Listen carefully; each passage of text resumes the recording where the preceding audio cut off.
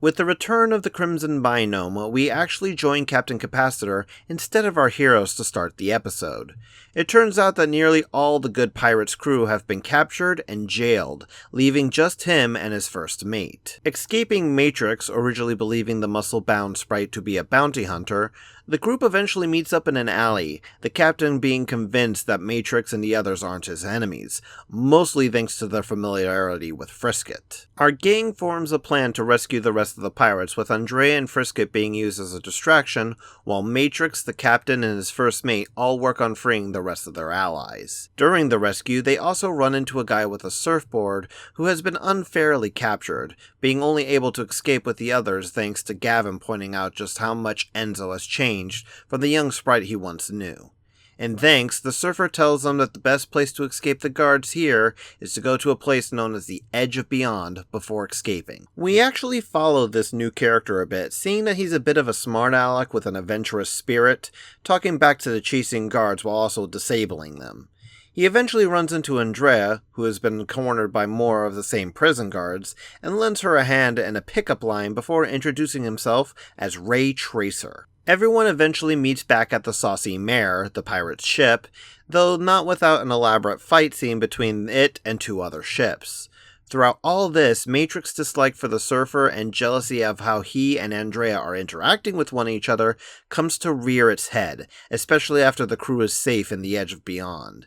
The only thing keeping the renegade from blowing Tracer's head off is the fact that he's the only one capable of forming a portal to the web. Turns out, going into the web is an unsafe venture for anyone without protection, so the surfer points the pirate crew to the remains of several web creatures, using their scales and bones as a way to keep the ship and its inhabitants safe. During the construction, Matrix lets his jealousy get the better of him once more, which causes Andrea to fly off in a huff to get more parts for the ship. She instead runs into these weird little balls that turn out to be web creature eggs, one of them hatching and biting down on her before Matrix and Ray can get to her. The surfer stops the renegade from deleting it straight out, claiming that it would also kill Andrea, so Enzo instead puts a tracking signal on it. It's as they finish the shields for the ship that they find out the further truth of this, as Matrix tells Capacitor that the creature stole part of Andrea's code when it bit her, leaving the game sprite barely functioning without it. Heading into the web proper with the surfer leading the way, Matrix is quick to pick up the tracking signal and chase right after it into a data storm. After just barely aiding the ship from being destroyed by said storm, Tracer is quick to point out that Matrix's rash decisions are to get everyone killed, including Andrea. The two nearly get into a true fight, only to be stopped by the captain. After locating the web creature once more, Ray tries to go after it to try and capture it, not noticing that the armored beings who are herding the beasts, forcing one of their mounts right to the surfer. All we see after that is Ray's surfboard with a big bite taken out of it, the pirates believing him dead. After seeing that sacrifice, Matrix goes out into the web himself in armor crafted by the crew, ready to attempt to capture the web creatures. He too gets attacked by the mysterious figures that have been herding these beasts, being knocked off his boat and into the web itself, while also losing the tracking signal. He's only saved in the end by the surfer reappearing, grabbing Matrix before he's lost to a data storm. It's revealed that Tracer here is actually a search engine, and that as long as his surfboard isn't completely destroyed, he's pretty much able to survive anything. They return to the pirates, telling them that something's out there protecting the web creatures, and that they should prepare to fight. The next episode is pretty much one giant fight scene, as the title-named Web Riders launch a full-scale attack on the Saucy Mare. There are a good few moments here and there, though, such as the captain telling his crew that there are things worth more than profit, or the fact that Matrix is focused on giving his own energy to Andrea to keep her online. After a bit of back and forth between the two groups, in which it's revealed that the Web Riders are actually sprites that have degraded after being exposed to the web for extended periods of time, our heroes end up losing, with everyone being knocked down or taken prisoner. It's only by the command of the leader of the Riders that the fighting stops. The masked rider approaches Matrix, offering his hand. While initially seemed to be a gesture of peace, it's revealed to be something a little bit more as Glitch leaves Matrix and attaches itself to the Web Rider, whom then goes down to the hold where the injured Andrea has been. Hooking himself up to the machine, the Rider gives some of his own energy and then pulls out his icon from his chest, connecting it to Andrea's and restoring the game sprite's code. Oh, Bob. We found you. You just can't talk in these things.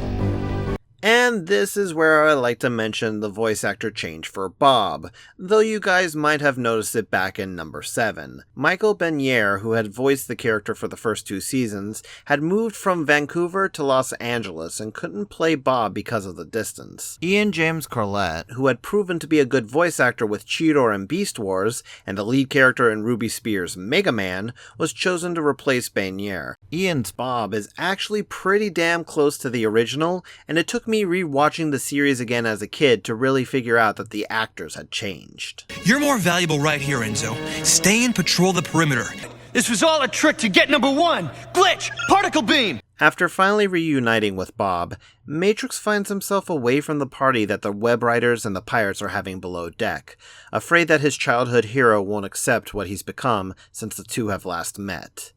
And despite Andrea's comments to the contrary, the Renegade's thoughts aren't really that misplaced, as he reacts by instinct when he gets knocked into trying to join the party, pulling out his gun and aiming it around. When approached about it by Bob later on, Matrix claims that he's done some questionable things during their times in the games, and asks what he's become. Bob points out that the Renegade has done what he had to survive and eventually come for him. No one could have done what they've done without change, and it's better to focus on getting home and dealing with the viruses. Once they find the tear that leads to Mainframe, our heroes begin to rejoice only to discover that something is attacking the ship, lightning from the outside tearing into the web shields. While first believing it to be the Guardians and Damon, Bob realizes that this style of attack is something more Mouse would do, and figures that this was a defensive system the hacker put into place to protect Mainframe. Other than the lightning, little sparks of fire known as pixels are slowly eating away at the ship, forcing the Web Riders and the Surfer onto the outside to keep everyone safe. This eventually backfires though, as a wall of energy separates them all, forcing the ship to the tear which will eventually destroy them. As they plan on how to get through the wall, Bob eventually figures out why Mouse's defenses keep attacking them, as the shields of the Saucy Mare are made out of dead web creatures. They'll need to take them down to travel into the system safely, but doing so will result in them degrading like the Web Riders, and they can't stabilize the tear without the Surfer. It's then that Glitch talks to Bob, being the second time in the entire series that the Key Tool actually decides to communicate with anyone. After some discussion with the Guardian, Bob agrees it's the only plan they've got left. Glitch! Download!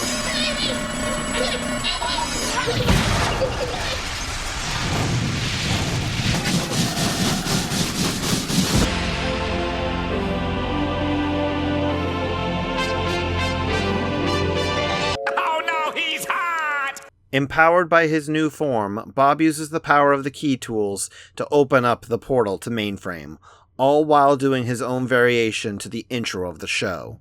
Kinda neat, seeing as Ian never got to do a proper opening for Reboot otherwise. It's here where we finally get to see the true Mainframe after almost an entire season, and I think I'll let this scene play for itself.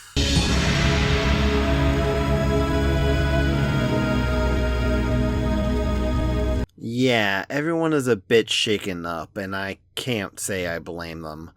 Everything is just thrash, and it reminds me of the damaged system we've seen from earlier in this particular season. Matrix and Bob head out to find out just what happened to the city, fixing up tears with Bob's new powers along the way. During this, we see flashbacks of what happened after Enzo lost the game, with Hexadecimal escaping from Megabyte's control, and the two viruses warring with each other, causing massive destruction throughout the system. Not even Hack and Slash are immune from all this, being absolutely obliterated by a blast from the She virus. Nearing the principal office, they soon discover that virals have completely taken over the place, and are settled in enough that when Matrix decides to take some of them out, the infected binomes are more than capable of repelling him and Bob. This also tips off Megabyte to Bob's return, which also means that Mainframe, or as he calls it, Megaframe, is back on the net. After retreating, Bob and Matrix wonder what their next plan of action will be,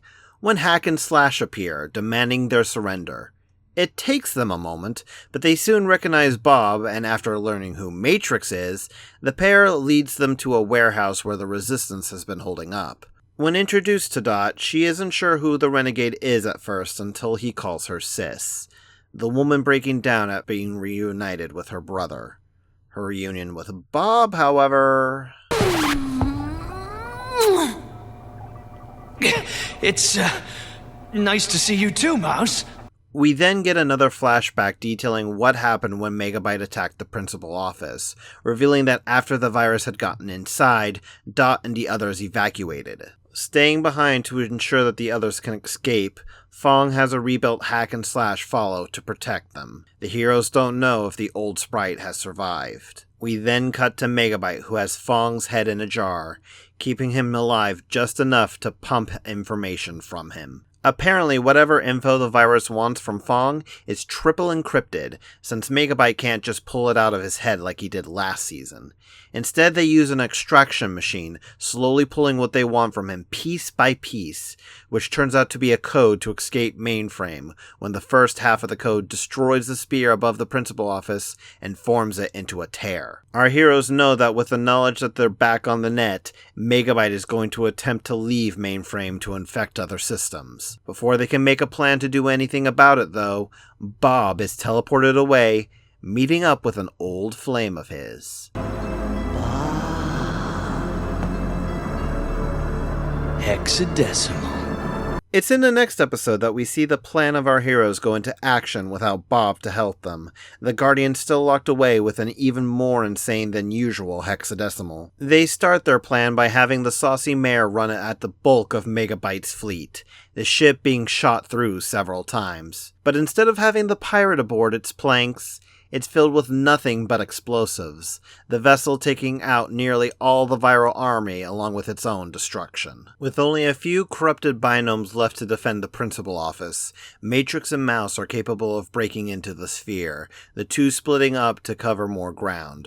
The muscle-bound renegade ends up finding Fong, the two having a bitter reunion before Megabyte appears. Though initially surprised about Enzo's return from the dead, the virus taunts him, even baiting Matrix into abandoning his weapon to fight instead man-to-man.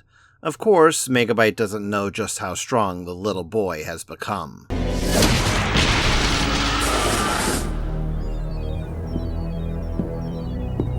While the two fight each other, Bob is trying his best to get away from Hex, but between her magic and being even crazier than usual, it's turning out to be a hard job. It's only after another look at her that the Guardian notices the crack down the She-Virus's mask, asking to touch it. Once he gets close enough, he uses some of his new glitch magic, glitch science, to bask her in energy.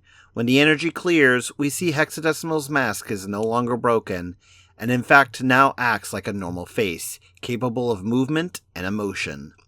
Feeling whole for the first time, and grateful to Bob, she returns him to his friends. During this, the data extraction on Fong has been completed, allowing Megabyte to finally be able to stabilize the tear he's made into a portal. Matrix prevented him from getting to it easily, though, literally fighting him every step of the way, both hero and villain getting several good hits in. When they reach the top, it's a last stand for the both of them, with the Renegade finally coming out on top at the end, holding Andrea's trident to the virus's throat. Megabyte claims that Matrix can't kill him, that it goes against everything he stands for. The Renegade's reply? You took away my life. Destroyed my home, caused nothing but pain and suffering to everyone I held dear. Surprised? Don't be. You're not worth it.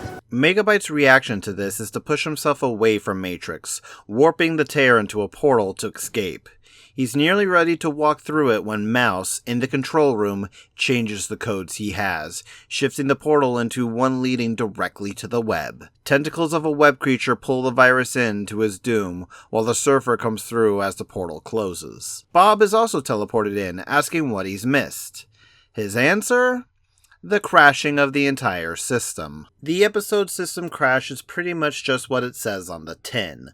The world around our heroes is coming down around their ears, and they've got to do what they can to save everyone. The opening is actually an odd mix of hilarious and devastation, as we get to see references to Kiss, Sailor Moon, and even Indiana Jones, but we also get to see those characters and many other faces we've seen throughout the series die. Dot immediately springs another plan into action, as unlike the rest of the system, the core and the principal office itself seem to be unaffected by the crash so far, with everyone rounding up the binomes from the city as fast as they can. Mouse and Tracer go off to have some bonding time, help those on the outskirts, while Fong states that they need to shut down the sectors of the city so they'll not tear themselves apart with the crashing. Dot points out that the controls for the core systems were destroyed in the war, leaving the only option is to do it manually, from inside the radiation-filled center of Mainframe.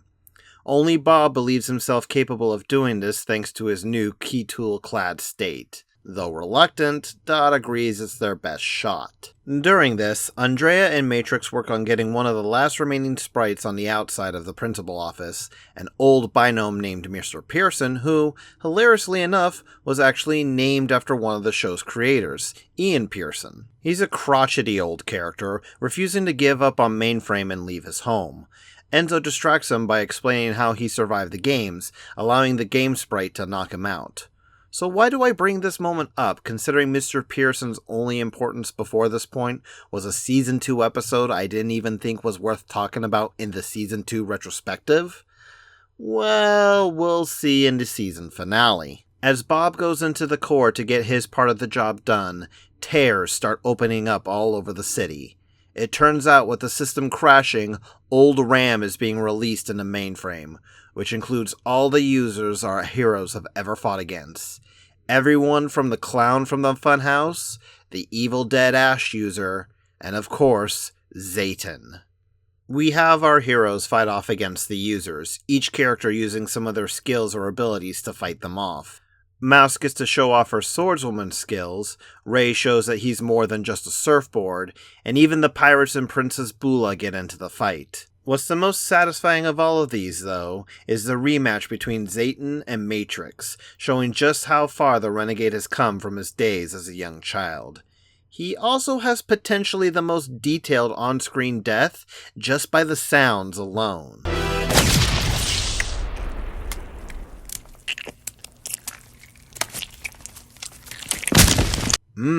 Juicy. While everyone is fighting the old bosses, Bob slowly works on shutting down the sectors, only to find Megabyte waiting for him in the core. It turns out that the virus left a simulation of himself to mock and distract anyone who decided to be a hero. Despite all this, Bob continues his work, the saving of one particular sector being enough to destroy the simulation. With that, we'll probably never see Megabyte again. Once Bob has finished shutting down all the systems, he's pulled out of the core, weak but alive. System out of danger. Ship out of danger. God damn it, now I can't stop seeing the Star Trek references everywhere. Thanks for that bull session. In the end, though, while our heroes have survived and they've prevented the entire system from completely failing, Fong tells them that the system is still doomed. It's the season finale episode, End Prague, that we find out what the extent of the problem is. With the state Mainframe is in, they need to power up a sector to start repairs on it, and doing so would just make it destroy itself all over again. As it stands, the system has, at best, only a little bit longer to survive. Bob has an idea on how to perhaps save everyone, but considers it a last resort. He barely even starts to explain himself when another GameCube starts to fall. As Enzo decides to go into the game, Bob stops him, saying that they shouldn't. While a lost game might just be what finishes crashing Mainframe, the Guardian believes that such a crash would force a restart of the entire system. While Matrix isn't willing to take that chance, the choice is taken out of his hands when the cube lands. With their fate sealed, Fong and Dot work on making sure they've got every personal ID of every sprite entered into the principal office, Bob even convincing Fong to give one to Hexadecimal when the She virus appears. It's then that the GameCube ends, the user winning, and the system finally begins to crash. The following scene is very much like the end of the world for our characters, with the pirates sharing one last drink, Matrix and Andrea holding each other tightly, and even Mouse deciding she'd rather go out having fun, dipping the web surfer down for a kiss. The scene fades to black as Dot and Bob gaze at each other, silent.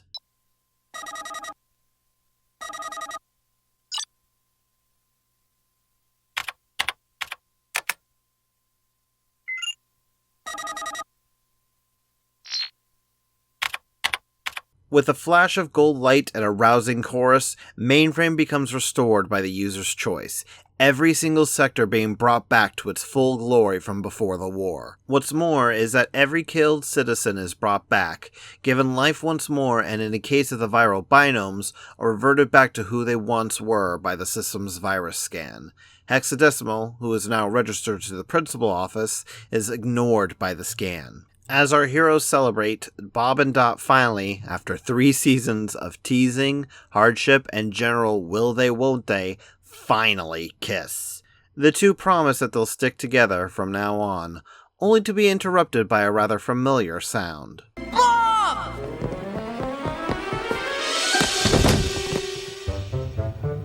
Hey Bob, what happened to your hair? It's so cool, and your costume alphanumeric! Hey! Who's the big ugly green guy? And while that moment of seeing young Enzo return would be enough of a wham moment in and of itself for the ending of the season and, originally, the entire series, the showrunners didn't end it there. With having an after-credits sequence before it was popular with Marvel, Mike the TV shows a special design to catch everyone up with all that has happened in Season 3. They do this with a musical inspired by the modern Major General song. Megabyte betrayed Bob and he threw him deep inside the pit. The pit was closed and Bob was hosed and all that he could say was No! It's a hilarious ending, and it shows just how much has happened throughout all of Season 3, all in a tongue-in-cheek manner similar to how Reboot started in Season 1 and Season 2. And it's pictures of our heroes celebrating, and a rousing reprise of the musical, that the episode ends, along with the season and, originally, the entire show.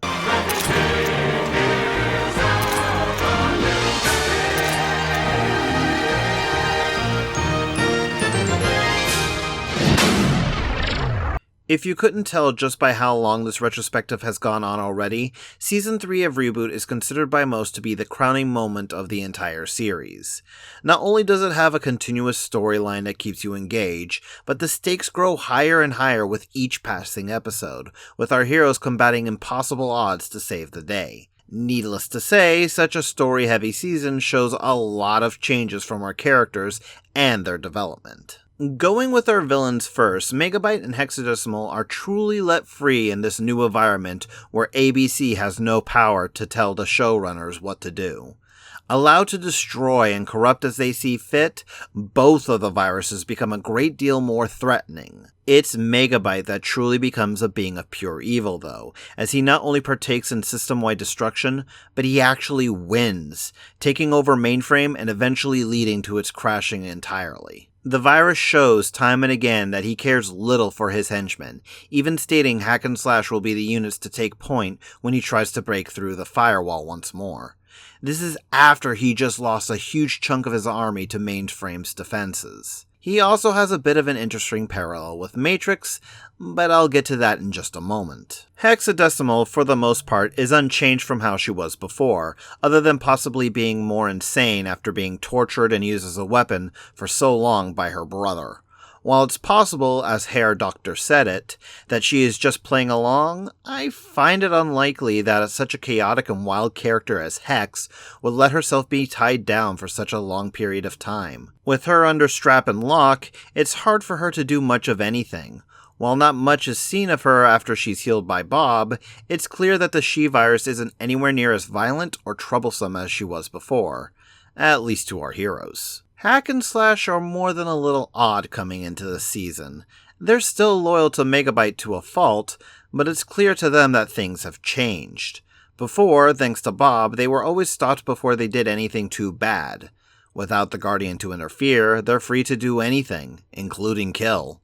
This struck a nerve in the two bruisers, in particular Slash.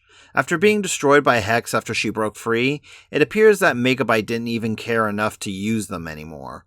While it's never shown, I bet that it was enough for them to fully switch sides over to Fong after they were repaired. Speaking of the Keeper of the Core, for as much flack as I gave Fong back in seasons 1 and 2, he's much more serious this time around and actually says quite a few things that make him sound and appear wise.